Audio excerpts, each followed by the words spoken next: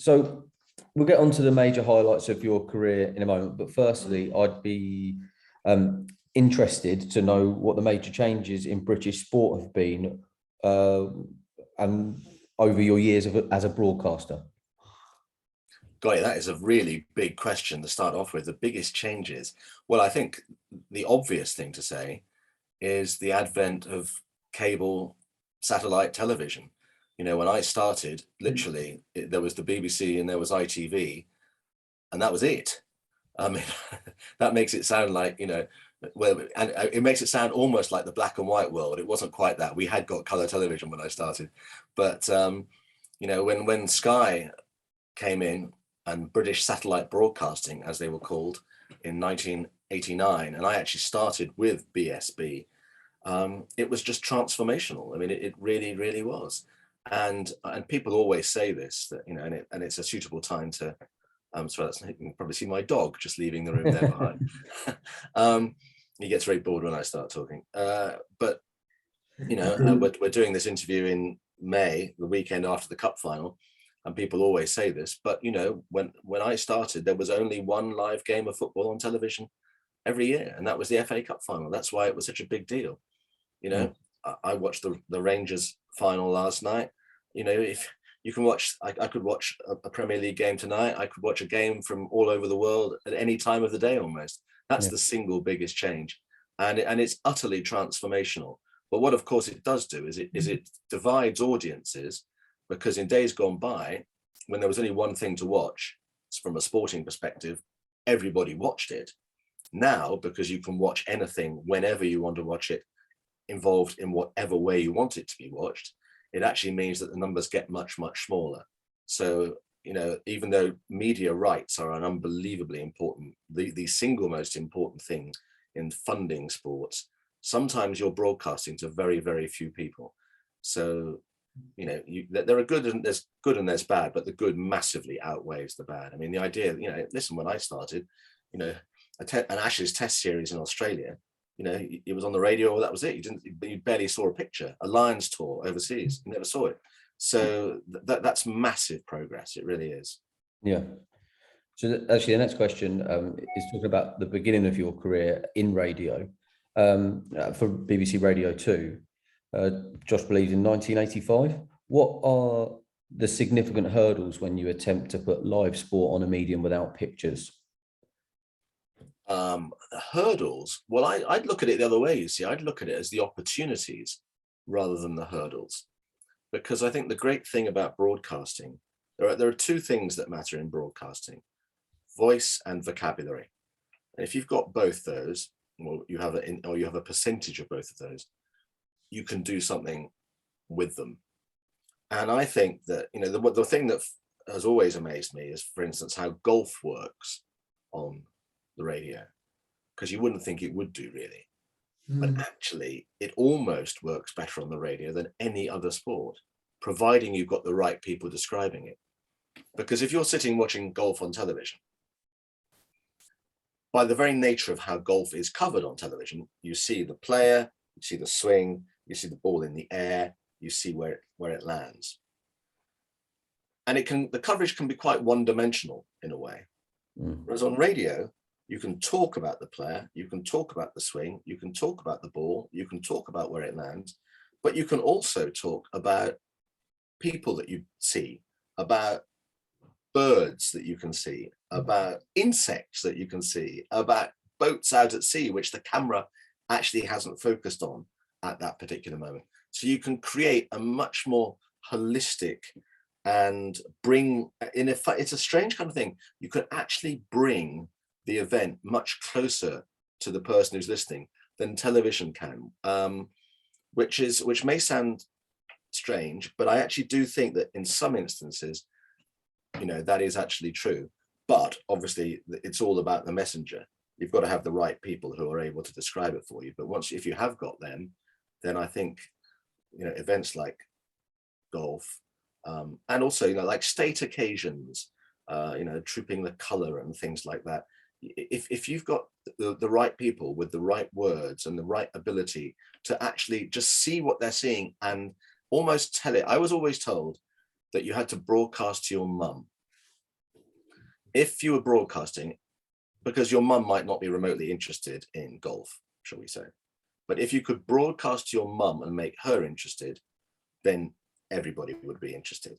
And that's not being disparaging or anything. It's just, I think it's a very sensible rule of thumb about how to try and get people to be engaged in what you're doing. Yeah. Something that I didn't know about your career was that you joined the broadcasting team at Sky Sports during its infancy stage. In today's multi-channel landscape, we take wall-to-wall live football for granted. But what was that like to be part of something that was about to revolutionize how we would consume live sport?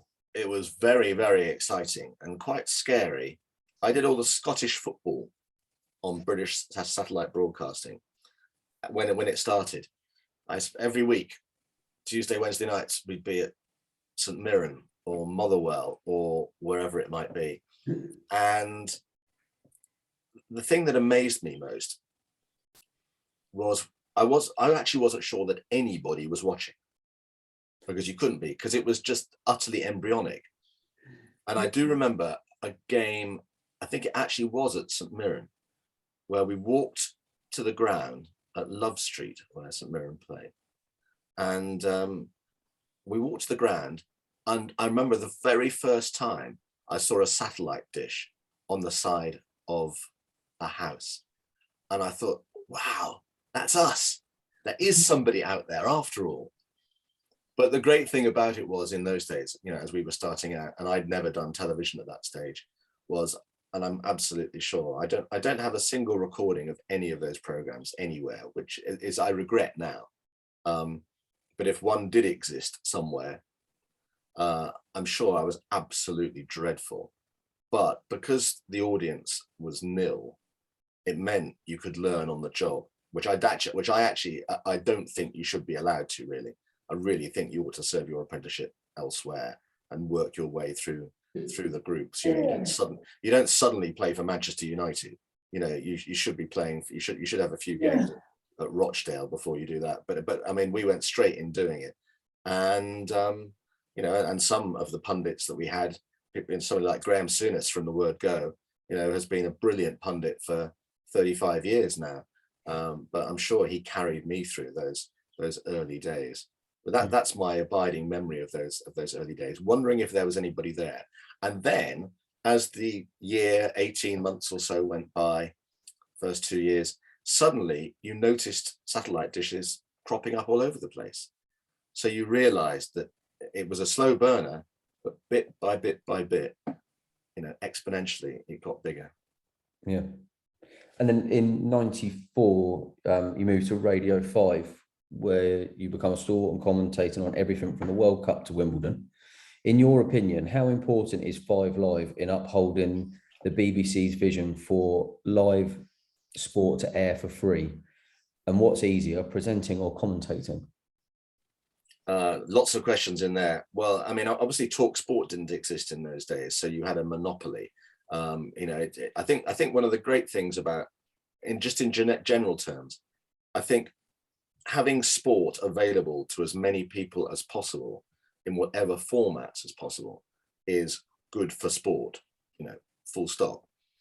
But obviously, you know, there these days with the financial requirements to operate sports, it does mean that, in a television term, obviously, that sometimes free-to-air events go to satellite or subscription because that pays the bills.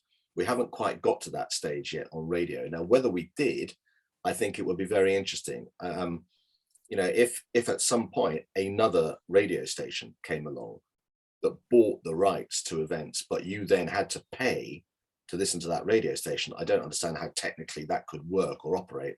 But if, you know, how you would block the signal on a digital radio set station, I don't quite know how you do that. But if that circumstance came to pass, do I think that would be a good thing? I don't think it would, actually. I think the fact that if there's anything happening anywhere, by and large, and you're driving or you're on the train or you're just, you know, on the beach or wherever you are, and you've got your radio or your phone and it's there, I think that's actually quite important, that it doesn't cost you any money. I really do. In terms of presenting and commentating, it depends. It really does. Commentating requires you to be very on your toes, obviously, because it's all happening in front of you. But in a funny kind of way, that's easier because it's happening in front of you. So all you've got to do, I don't mean that in a disparaging sense, but all you've got to do is describe what's happening in front of you. When you're presenting, invariably when you're presenting, nothing's actually happening. So therefore, you've got to be more inventive, if you like, in what you say, because you've got actually nothing to act as the hook about which is, driving what you're saying. Yeah. Joining the BBC at a time when so many of the pioneers of sports presentation were still very much active must have been an invaluable schooling. How significant were people like David Coleman, Des Lynam, and David Vine in establishing a successful formula for sports broadcasting, which your generation could build upon and refine to what it is today? Massively. And I always remember being in a hotel with David Coleman in Budapest in 1998 at the European Athletics Championships. And he summoned me. I'd only ever really had 2 or 3 conversations with him in a sort of cursory kind of way. And the athletics had finished and we'd gone back to the hotel bar. And it was almost like he summoned me over beckoned me with his finger. And I went and sat down. It was almost like I was being, going to the feet of the king of broadcasting. Because for me, and again, this may be, your memory maybe distorts things, but David Coleman's performance at the Munich Olympics in '72, when the operation was much smaller than it is nowadays, and the terrorist attack happened, and he had to hold the whole thing together for like days on end. That was one of those things that made me want to do what I ended up doing. But anyway, he summoned me over, and he sat down, and he said, "I've heard a lot of you." I said, "Oh, thank you, David." And he just said, "Remember," he said, "remember the value of silence." And I said, "Yeah." And he said, "It's possible to talk too much. It's always possible to talk too much. Let the pictures speak for themselves. And sometimes even on radio, let the sounds speak for themselves." And again, an invaluable piece of advice. Sometimes just, anybody can say, "Just listen to this noise. Isn't it amazing?" Anybody can say that. But the clever people actually don't say anything and let the noise speak for itself. Yeah. You've also been synonymous with the coverage of boxing, particularly when it was on the BBC. In your opinion, how has the commercialization of the sport compromised its legacy? Now, that is a good question. And funnily enough, I'm actually having dinner with Barry Hearn next week, when it would be an interesting conversation to have with him. Yeah. I do think, for all the hoopla about Tyson Fury and Anthony Joshua to a lesser extent, perhaps, I do think the fact that boxing, which I would just, let me go back on that. I would say after football, boxing is probably the second biggest sport in this country, in terms of a sport where you have an event that more people will watch it than any other sport. Going back to the days of Nigel Benn and everybody else, 15, 20 million audiences, not uncommon for Saturday night fights 30 odd years ago. Boxing is a major sport when it's presented to the public en masse. The danger, and I understand the financial issues as well, but the danger when it becomes exclusive to Box Nation or wherever it might be, is that while the stars of boxing may be stars within their own firmament, they don't cross over. And so whereas the names of McGuigan and Minter and Ben and Watson are there for all to see forever, the world champions that Britain has at the moment, I think you could go into an awful lot of sport-centric bars or sport or environments and say, "Tell me about whoever it might be." And they'd say, "Who are they?" And I think, once you've gone from Fury, Joshua, probably Katie Taylor, I think you're struggling to put big boxing names out in the general sporting landscape at the moment. And then it comes down to a straightforward argument. If I'm a boxer and I can get X as my purse fighting on Channel 4, but I can get 3X as my purse fighting on a subscription channel, which probably means that my outside ring earnings are going to be less. What do I do? And the answer probably is I go for the latter. Yeah. What do you think about the situation that's happening? You said you're meeting with Barry Hearn next week. What do you think about the situation with DAZN, where Eddie Hearn's attempting to bring sort of live boxing back every week? It's still a subscription service, but it's more of a accessible subscription service, I suppose, where... Well, it's only accessible. Things are only accessible if people know they're there. Yeah. I mean, the interesting thing about the French Open tennis next week, which I've done for years, but I'm not doing this year because ITV has not got the contract anymore. The number of people at my tennis club who were saying to me, where do we watch it? How do we watch it? You've got to get the message. People have somehow got to know where this is, whatever it is. Yeah. Because if you don't know where it is, you don't know where it is. I know that sounds a bit ridiculous, but so that's, you know, so the key thing is in the message. You know, we're in a communication industry. You know, the whole of our industry is a communication industry. That's goes without saying. But if you don't communicate well, if your PR is not very good, if the message telling is not very good, it doesn't matter how good your coverage is, nobody knows it's there. And so, you know, I think, you know, if there was a boxing, if 10 o'clock, I don't know, 10 o'clock, 8 o'clock on a Tuesday evening, every Tuesday evening, big boxing. If you get that into people's minds, if they're interested in boxing, then yeah, why, you know, maybe that is a very shrewd way of going forward. But I do think it's interesting that, going back to something I said half an hour ago or whatever it was, you know, the diminution or the divergence of the whole industry means that things end up becoming more and more niche, because you end up preaching to the converted, and anybody can do that. Anybody can. If I am an absolute nut on table tennis, and table tennis television have big major championships at 10 o'clock on a Friday morning every week from all around the world, I will subscribe to table tennis TV to watch that. That doesn't. All you've got to tell me as a member of a table tennis club is that it's on, and I'll watch it. But that doesn't grow your sport. That keeps your sport within the confines of that sport.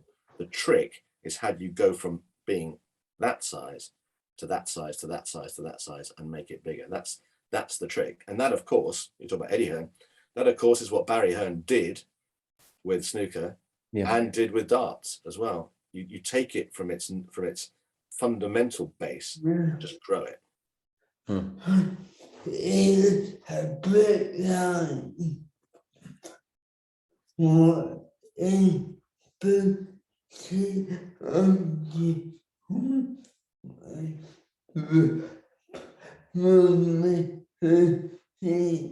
Josh, it's a bit like what NBC are doing in America with the Premier League. And I think it was Gary Neville said that when he's in America, it's easier for him to watch Premier League games in America than it is in England, because you've got NBC, you can watch every Premier League game and you can pick from all of the 3 o'clock kickoffs. Yes, but of course you can't do that here, and you shouldn't do that here, because you still want people in the ground. And you know, one of the great things, I mean, you know, you have to go back, well, the pre-Sky Sports days, and you watch some highlights of First Division matches, you know, and the grounds are half empty. You know, I could be sitting at my desk here at 11 o'clock in the morning, and I could say, you know, Brighton are playing Spurs this afternoon. Should we go? Yeah, all right then. Walk along and go.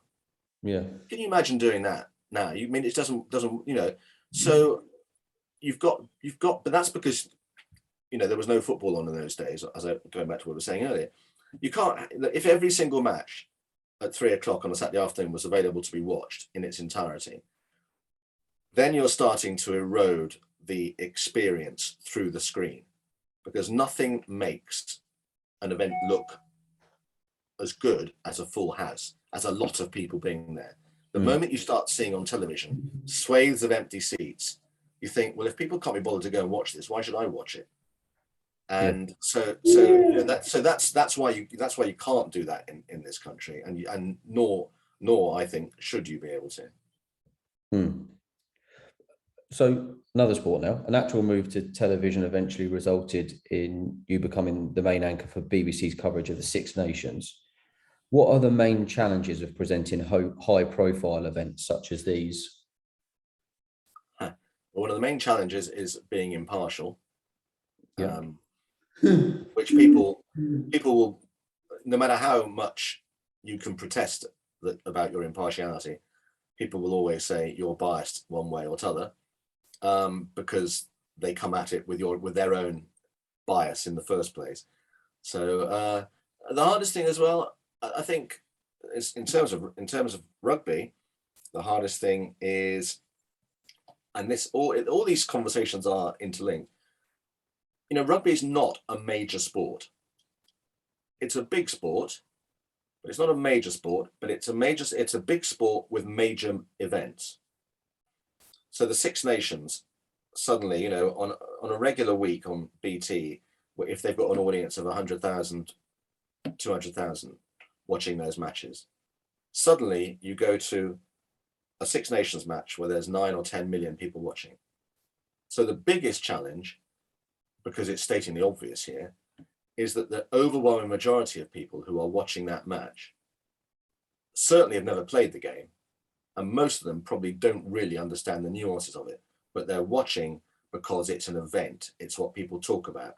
They go to the pub to share a common experience. So the biggest challenge is to try, without alienating and annoying the rugby aficionado, the biggest challenge is to talk in terms and use words that are engaging, interesting.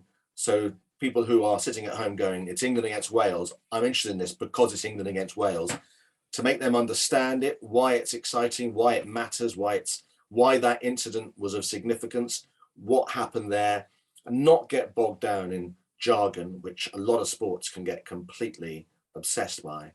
And to try and always, going back to what I was saying earlier, you know, my dad rugby was his life, but, you know, and my mum went along to, you know, to watch games with him, but she would never really, you know, she'd never say she enjoyed the game, but she didn't say she understood the game.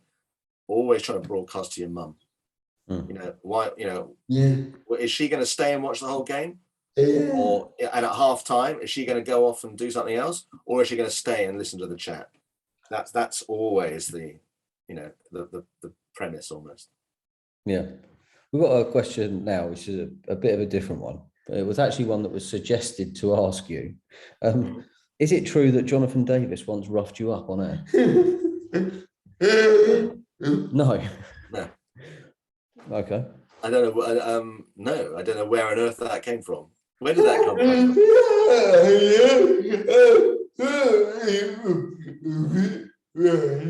Thought it was a bit random.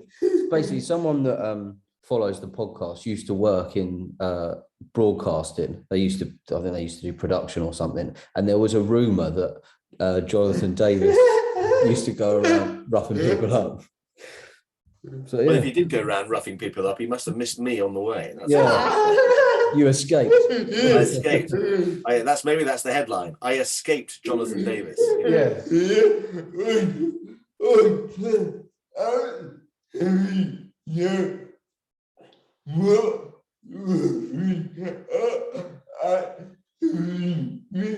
Don't really know what the roughing up is referring to, but no, I'm thinking I'm thinking of some sort of physical contact. Yeah.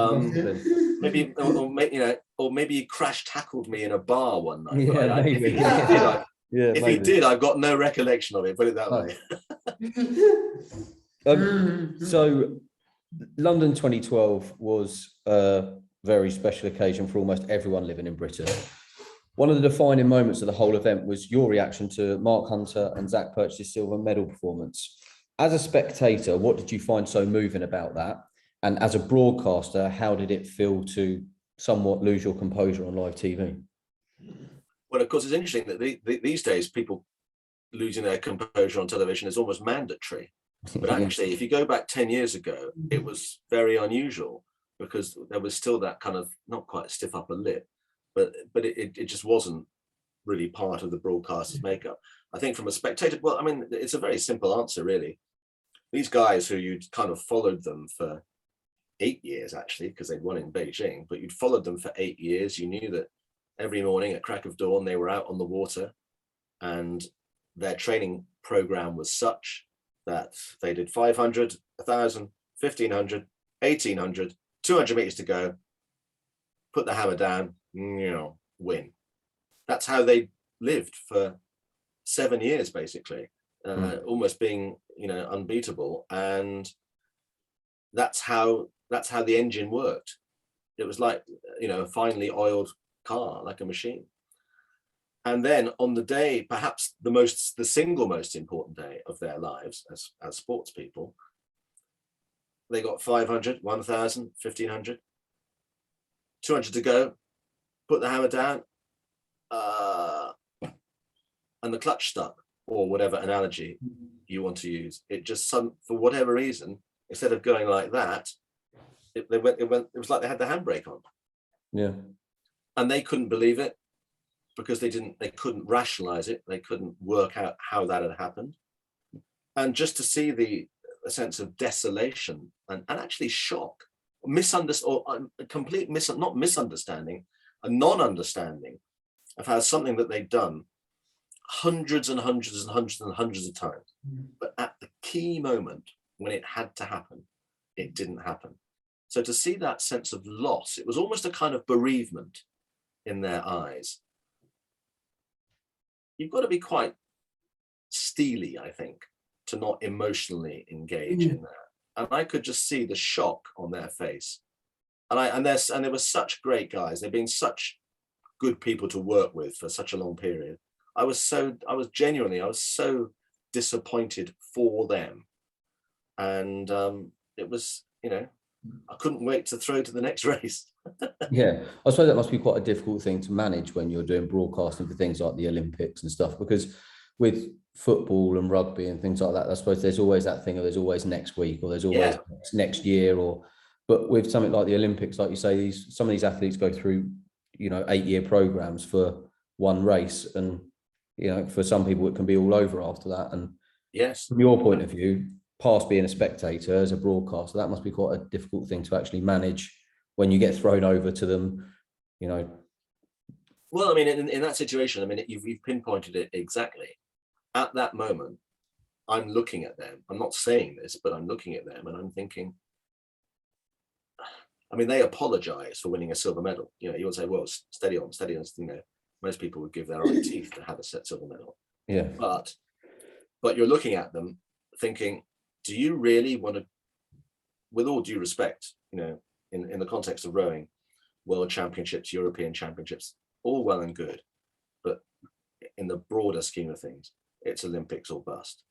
Do you really want to spend the next 4 years of your life going through this again and again and again and again, knowing also there is the possibility in 4 years' time that 200 meters from the end, when you put the hammer down, the clutch might stick again, and you might be in this position again, and that's another 4 years of your life gone. I know this is painting this rather sort of a gloomy scenario, but I was thinking, I was thinking that, looking at them while talking to them at their moment of, desolation almost. So there are lots of, and that's the other thing as well, is that, in those moments, there are certain things you should say and certain things you shouldn't. And as the years and over the years, you do say some pretty stupid things, but hopefully as the years go by, the stupid things get fewer and further between. Yeah. Only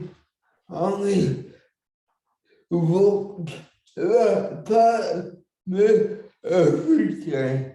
yeah,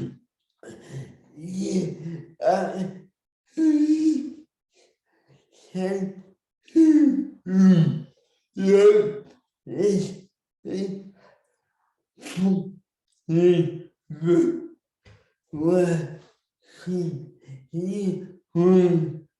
he wrote now.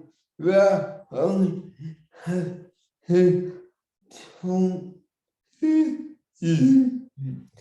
Josh said he watched it back the other day, and you actually said to them, you know, I know this is probably the last thing that you want to do right now, but you know, kind of need to talk to you about it. That must be difficult. You know, you see it sometimes at the athletics. I think recently, I think it was. Well, it's about trust. I tell you what it is. It's about trust. It's also, that's one of the key things about knowing people. If you, you know, in that kind of situation, if you are just random individual with microphone, Yeah, then it's hard. But if you know the people and you can look them in the eye, you can actually look at them.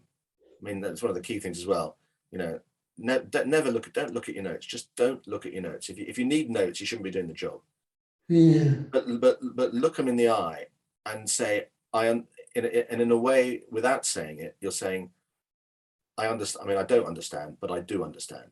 yeah. You know, I haven't been there, but I understand the trauma that you're going through. I'm not going to throw you under a bus. I have to ask you these questions. You know, I have to ask you these questions. I won't push you too far. I'll do it in as considerate a way as I possibly can, given the circumstances. And you're doing that, and what it's just taken me 25 seconds to enunciate to you, you've actually communicated that to them in less than a second of eye contact, if that makes sense. Yeah. In, you know, that it's an extraordinary way that human beings communicate with each other. And you know, so you look in those situations, you look at, in that instance, Zach and Mark, you look at them, they look at you, they're almost looking at you going, help. And I'm looking at them going, we're going to have a chat, but it will be all right. And honestly, you know, believe you me, everybody who watches this interview will be on your side. Nobody's going to criticize you. Nobody's feeling bad about you. But all that I've just said, which has now taken over a minute to say, is literally in a nanosecond of a, I hate the word bond, but a link, if you like, that you've created between them and you. And that's why, and that is why, you know, it's different. That's why it's you. And so that's when you can get moments like that of real insight and real humanity in interviews, which, and this is not to criticize anybody because it's just the way of the world.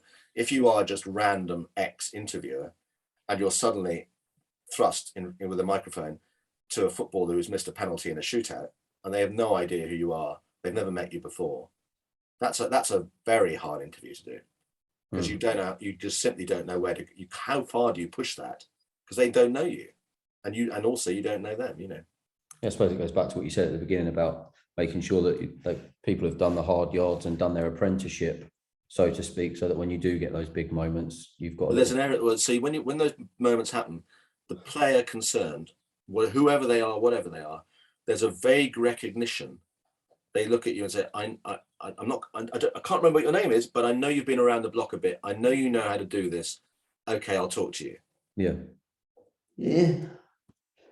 But I believe what we do. Yeah, a bit like what we do. Hopefully people's, you know, we go to most people and they would never have heard of Josh or his podcast. Only very rarely do people have heard of it. And Yeah. you have to try and win people's trust, I suppose, don't you, from the Yes. get-go. Yes, absolutely. So we'll talk quickly about Roland Garros. Yeah. You secured the role as anchor or presenter of ITV's coverage of that. Difficult question, but how would you sum up the differences between sports presentation on BBC and ITV? I don't think there is any. Well, I think it depends on the individual, but I don't think there necessarily has to be. I mean, you're obviously constrained a bit by advertising breaks, which means you can't get into massively long conversations. You know, if you're doing a rugby match on BBC, you've got effectively 14 or 15 minutes at half time. So if there's an incident, if there's a controversial incident, you can say, well, we're going to give that 5 or 6 minutes and we're going to talk about it. We're going to talk, we're going to talk the hind legs off it. And if somebody says something that you don't agree with, you can pick them up on it. If somebody says, as far as I'm concerned, that was not a red card, it wasn't a red card. As the presenter, you can say, oh, come on. Of course it was a red card because of X, Y, and Z. You'll say, no, it wasn't. No. And suddenly you've got a conversation going that could last 90 seconds or whatever. On ITV, if you've got an ad break as you come out of the match and an ad break going back into the match, you've probably got 4 minutes. You can't have that conversation in depth. I will ask you, was it a red card? You'll say, no, it wasn't because of this. I haven't really got time to pick you up on that because we've got to do something else. Yeah. So what it does is it constrains, but through this, no fault of anybody. It's just the medium. It's just, who pays the bills. You can talk on the BBC because the world is paying the bills through the license fee for the moment. On ITV, the adverts are what's funding the whole thing. So, that's why you have to, if there are 5 talking points in a half of rugby, you probably narrow it down to 2.5, because you haven't got time physically, you haven't got time to discuss things at any great length. So it does minimize the debate, but that's true of all mediums when you're, when you have advertising blocks that can sometimes get in the way. Yeah. But I say get in the way, if you were talking to me and I'm the commercial person at ITV, he'd almost say that the sport gets in the way of the adverts. So it depends where you're coming at it from.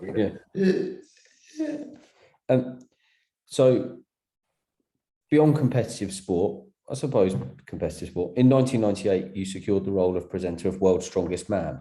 Yes. How involved were you in the dynamics of the show, and what did that teach you about the psychological limitations of the human body? Oh my Lord, the psychological limitations of the human body. Doing the show, it was entertainment.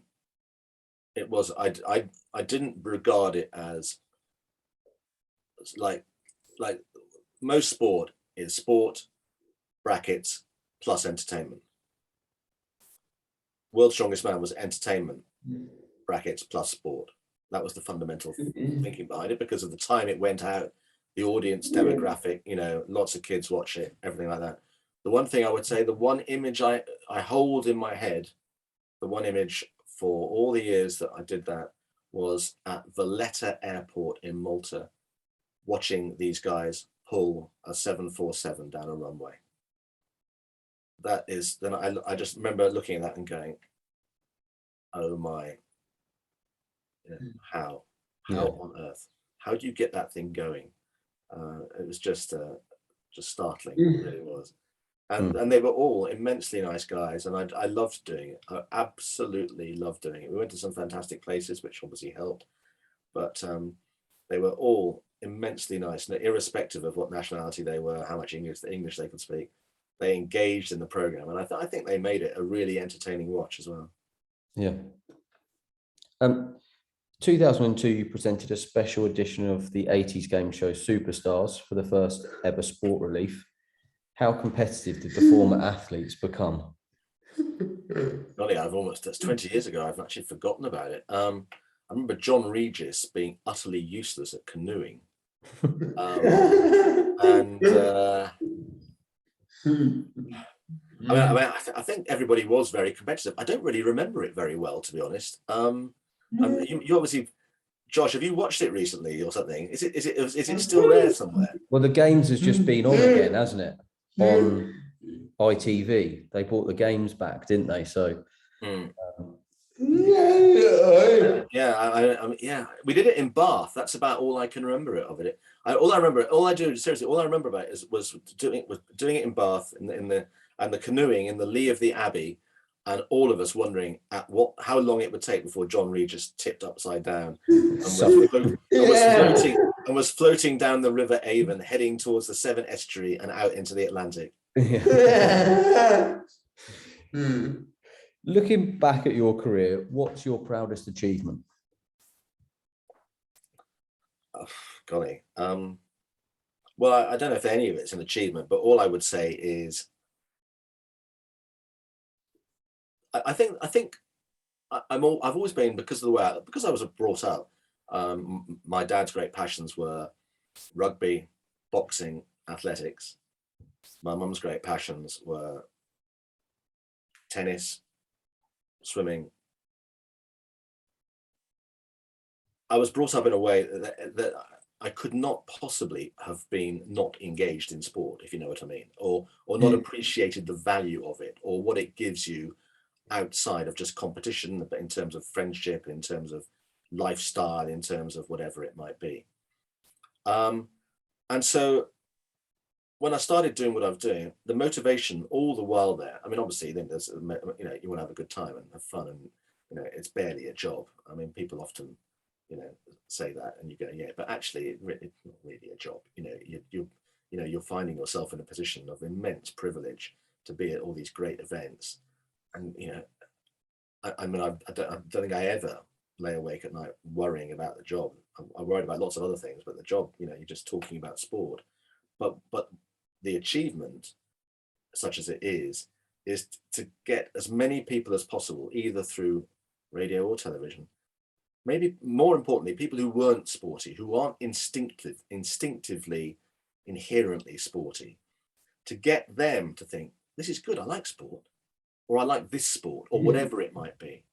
To try and get people to think this part of society, which I don't by and large tend to engage in very much for whatever reason, but because of the way, you know, we as the messenger have brought this across, I'd quite like to go and see if I can go down to my local rowing club or whatever it might be. So to bring it to the widest possible people and to make people who wouldn't normally be engaged and interested, to get them interested.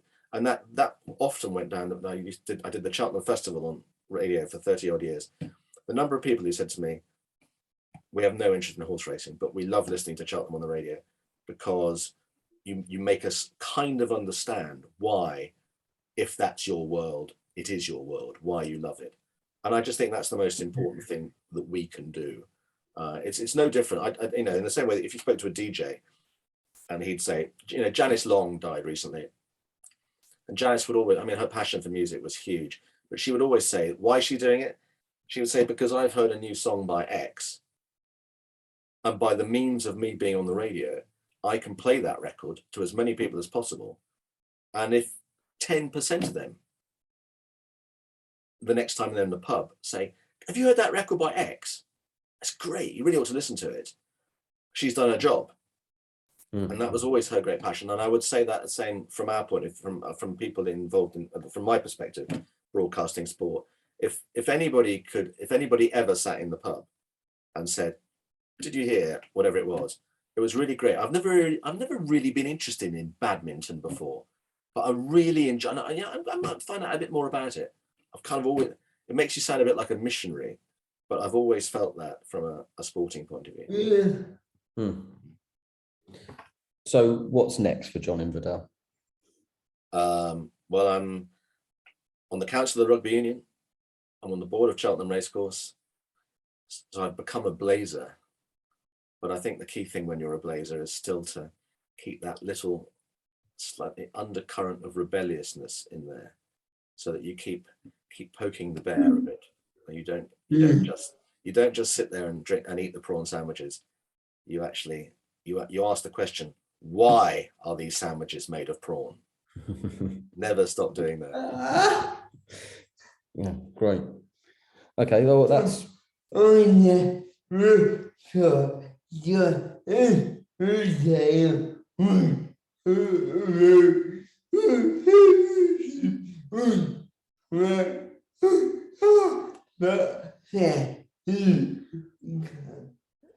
Josh said he never thought he'd have John Inverdale talking about prawn sandwiches on his podcast, but there you go. And yeah, thanks very much. Thanks for Well, your thank time. you. And listen, Josh, thank you so much for asking. And I hope at some point over the years, you know, we've given you some pleasure, radio or television wise, whatever the sport might be.